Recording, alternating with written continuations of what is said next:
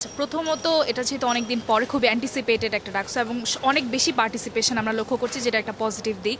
So আমরা actually চাই যে আমাদের রিপ্রেজেন্টেশন হোক ডাকসো সংসদে, সেটাই আমরা অ্যাকচুয়ালি চাবো। তো আমরা চাচ্ছি যে একটা যোগ্য প্রার্থী যে হচ্ছে আমাদের রিপ্রেজেন্টেশন, যে আসলে দলীয় ব্যানারের বাইরে যে আসলে ছাত্রদেরকে নিয়ে কাজ করবে, এরকম একজন প্রার্থী চাচ্ছি, এরকম একটা সংসদ চাচ্ছি। মানে সহজ কথা আমাদের রিপ্রেজেন্টেশন হতে হবে, এটা হচ্ছে কি কথা।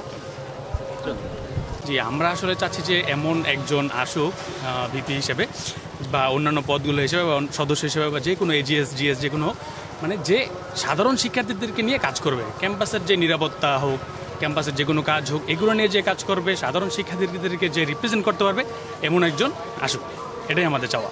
এখন ব্যাপারটা হচ্ছে রাজনীতিকের না, আমি শুধু জানি যে আমি রাজনীতি করতে চাই না।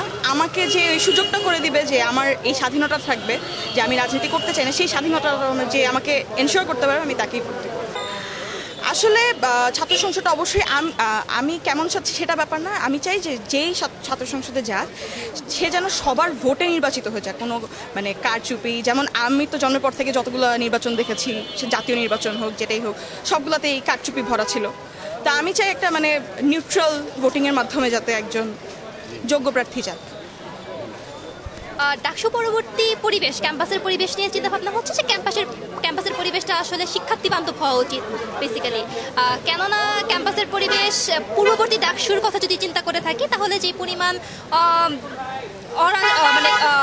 মানে একটা কি বিশৃঙ্খলার পরিস্থিতি সৃষ্টি হয়েছে, সেই বিশৃঙ্খলার পরিস্থিতিটা আমরা আসলে চাই না। শিক্ষার্থী বান্ধব পরিবেশ এবং যেই সকল প্রার্থীরা আসলে শিক্ষার্থীদের জন্য কাজ করবে নিরপেক্ষভাবে, আমরা আসলে তাদেরকে চাই। আসসালামু আলাইকুম, আমি মোহাম্মদ ইব্রাহিম আদম। আমি স্বতন্ত্র প্রার্থী সাহিত্য সংস্কৃতি সম্পাদক পদে। আমি ডাকসু ইলেকশন মূলত যে জন্য করতেছি, এখানে ডাকসু তো আমাদের মূলত সাধারণ শিক্ষার্থীদের একটা কালেকটিভ ভয়েস দরকার, সেই জন্য। এবং আমার পদে স্পেসিফিক্যালি যে জন্য করতেছি, আমাদের সাহিত্য এবং সংস্কৃতি কেন্দ্রিক আমাদের বিশ্ববিদ্যালয়ে অনেক ঘাটতি আছে, যেই ঘাটতিগুলো আসলে আমাদের, আমি মনে করি বাজেট স্বল্পতা না, আমাদের একটু সদিচ্ছা হলেই এগুলো করা সম্ভব। তো সেই সদিচ্ছাটা আমি মনে করি আমার আছে, এবং আমি যদি আমার পদে নির্বাচিত হই, তাহলে লাইব্রেরি থেকে শুরু করে আমাদের বিভিন্ন ধরনের কালচারাল এবং লিটারেচার কেন্দ্রিক অনেক সংস্কার দরকার। সংস্কারের চেয়ে অনেক কাজ, যেগুলো আপনারা হয়তো জানেন যে আমাদের বিশ্ববিদ্যালয়ে অনেক ফান্ড আসে কিন্তু ফান্ড ফেরত চলে যায়, আমরা কাজ করতে পারি না। তো আমাদের কাজের স্কোপ আছে।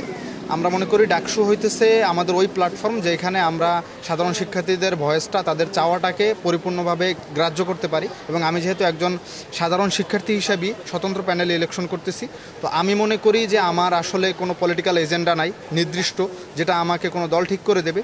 তো আমি শিক্ষার্থীদের এজেন্ডাই আমার এজেন্ডা, শিক্ষার্থীদের সাহিত্য এবং